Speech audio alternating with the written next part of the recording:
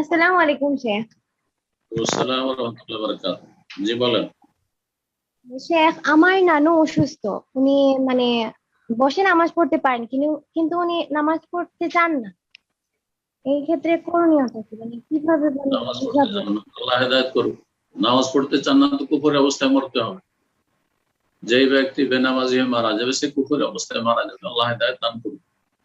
তার দিন সম্পর্কে জ্ঞান নেই অথবা আল্লাহর ভয় নেই, পরকাল সম্পর্কে চিন্তাশীল নয়। আপনারা বুঝাবার চেষ্টা করবেন, নামাজ পড়াবার চেষ্টা করবেন। যদি পড়ে তো আলহামদুলিল্লাহ, আর সেটা আল্লাহ করুক, তাকে হেদায়েত দান করুক আর শেষ অবস্থাটা ভালো করুক। আর যদি না পড়ে তো ফেঁসে যাবে।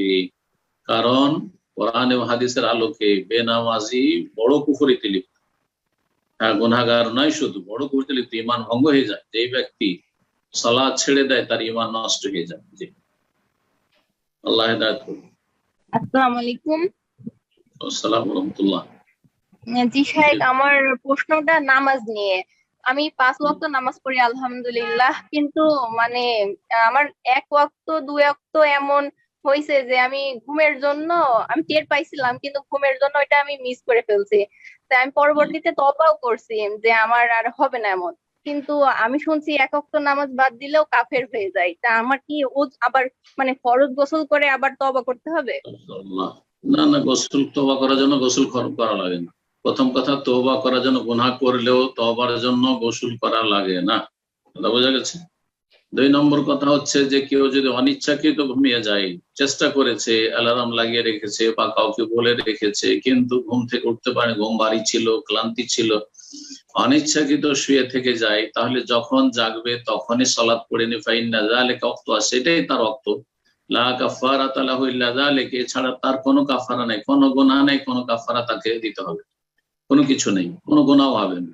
আর যদি গড়িমসি করে শুয়ে থেকে যায়, উঠবো উঠছি, আরে থাক আজকে না হয় সূর্য ওঠার পরেই পড়বো, তাহলে তখন গুনাহগার, তখন কুফর হবে, তখন গুনাহগার হবে।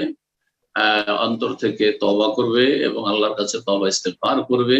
আর আগামীর জন্য দৃঢ় প্রতিজ্ঞ হবে যে আগামীতে আর আমার সালাত এইরকম ওয়াক্ত পার হবে না।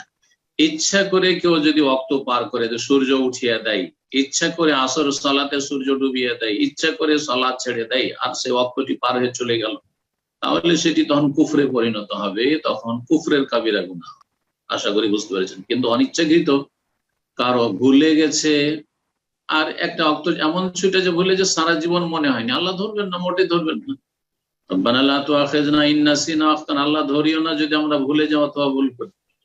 আর ঘুমিয়ে থেকে যাই, হ্যাঁ, আর 2-3 ওয়াক্ত ঘুমিয়ে থেকে গেছে, বেহুশের মতো ঘুমিয়ে থেকে গেছে, এমন ক্লান্তি ছিল, যখন জাগবে তখনই ফালিউসাল্লিহা ইযা যাকারাহা, যখনই স্মরণ হবে বা যখনই ঘুম ভাঙবে তখনই পড়ে নেবে। এটা হচ্ছে আপনার দায়িত্ব।